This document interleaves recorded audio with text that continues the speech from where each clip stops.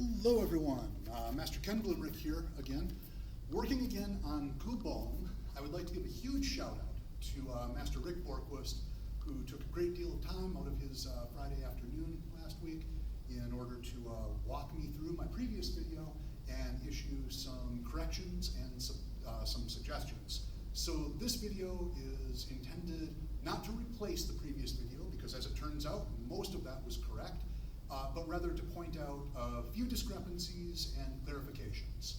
And I'll try and be real clear on which ones are actual changes and which ones are clarifications on intent of the movement or are just stylistic issues. So first and foremost, the attention position that I used was cane tucked under the arm, hands at sides, bow, and then step out, hand comes to center line, across chest, cane goes down.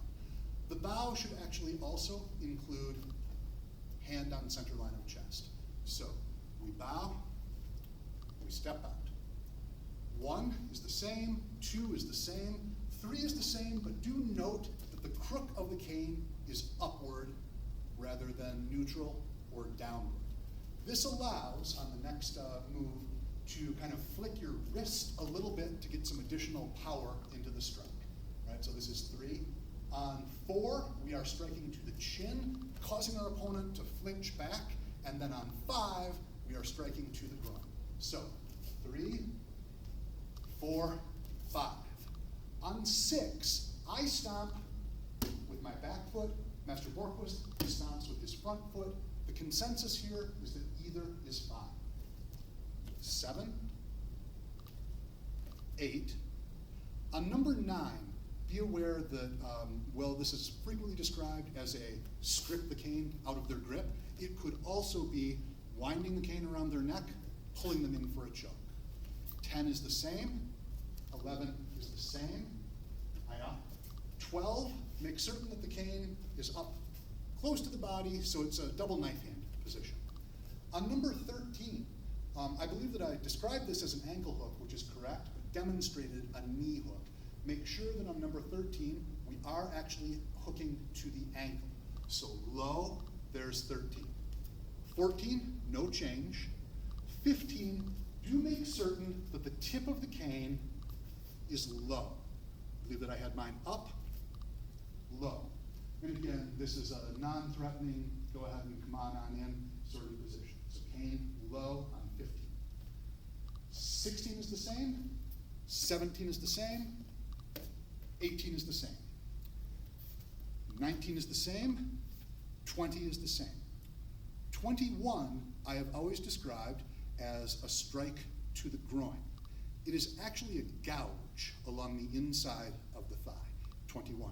Now, that's not going to look any different, but pay attention to it because it ties into our next couple of movements. Here, when we do our wrist flick, we are not actually knocking our opponent down. Instead, we've threaded through, popped, and we stagger them. So, 21, 22, I'm sorry, this was 22. 23, 24, and 25, I described as low strikes, assuming that we had knocked our opponent down. They are actually strikes to the clavicle or to the top of the head, because our opponent is still standing, they're just staggered. So, 22, 23, 24, 25, ayah! There is a key out there now. I know that'll make a lot of you happy. 26 is the same, 27 is the same. I'm going to turn to face the camera for 28, 29, 30. So we're on 27. On all of these, the next several strikes, I demonstrated them with a lot of follow through there, and there. Couple changes. They should actually be much smaller strikes. So on, this would be 28, I am striking to the clavicle. On 29, as I come up, I'm turning the crook of the cane up, striking to the opposite clavicle, and I believe that I demonstrated with the crook forward, it should be crook up. 30, strike to the groin. And again, it's a fairly small strike. 31 is the same, and that would have been facing over this way, 31. 32, the same as I demonstrated. 33, the same as it is in the video. 34, the same as it is in the video. 35, which is this technique, I've always described that as hitting around their arm, to their temple, and then threading through across their neck. This is actually a strike to the elbow. So I've grabbed their arm, hit them, and now for the strike, there, and I'm hitting their extended elbow. When I step into the next move, there's nothing wrong with going ahead and threading across the throat. I actually really like that, but it's also not, strictly speaking, necessary. This could just be an assisted version of Udigurami.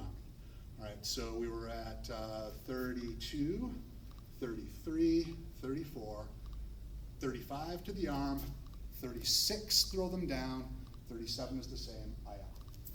38, low section side thrust, 39, 40, by the way, I know I've changed my angles, pay attention to the angles in the original, 41, 42, 43, aya.